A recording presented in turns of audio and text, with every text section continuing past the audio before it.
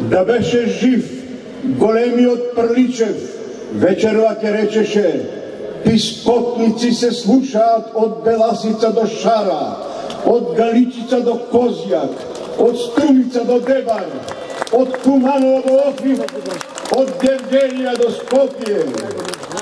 Што мака го натера овој питом народ да излегува на улици и да бара правда,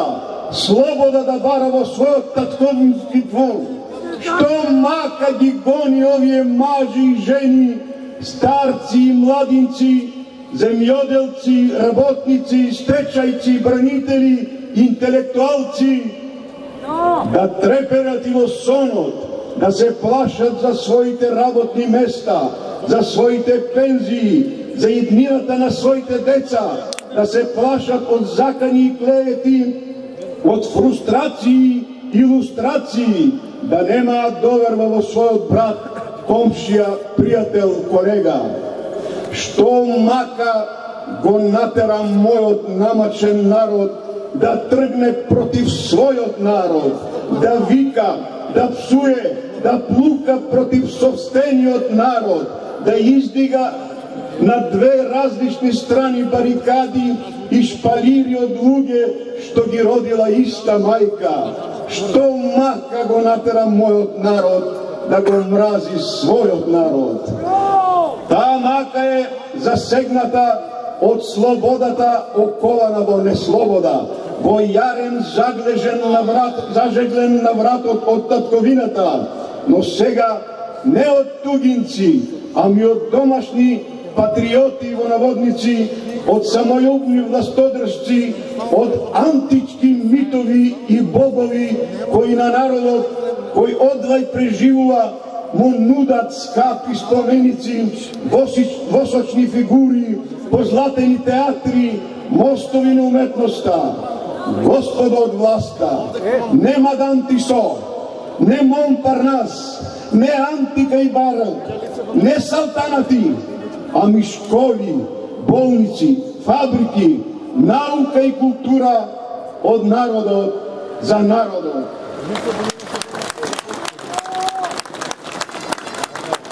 Мојата генерација памети многу подобри денови,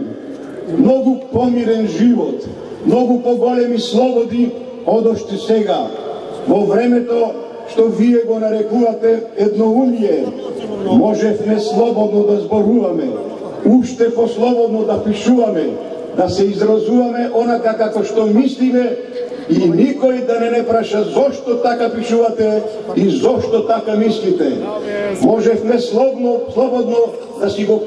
кажеме својот став како новинари, како писатели, како работници, како селани, како интелектуалци, како слободни и среќни луѓе. А сега се што е слободоумно се уништува од власта, се што е напредно се валка по партизираните судници, се е ставено под лупата на партиската машинерија, подкрепена со ментални и физички тортури, со закани и притисоци. Од моето безмалку 40 годишно новинарско искуство можам само да кажам дека жалам што македонското новинарство денеска спадна на најниските можни гранки и со децении заостана за европските и светските медиумски простори, но не затоа што ние немаме квалитетни новинари, туку затоа што тие се набиени во партиски теснец, затоа што се исплашени од мокниците на власта, затоа што се врбувани, затоа што се несигурни за својата и за иднината на своите семејства, затоа што дел од нив останаа на улица, затоа што секојдневно примаат закани и судски покани, затоа што ги осудуваат како најголеми криминалци, затоа што брутално ги избркаа од собранието,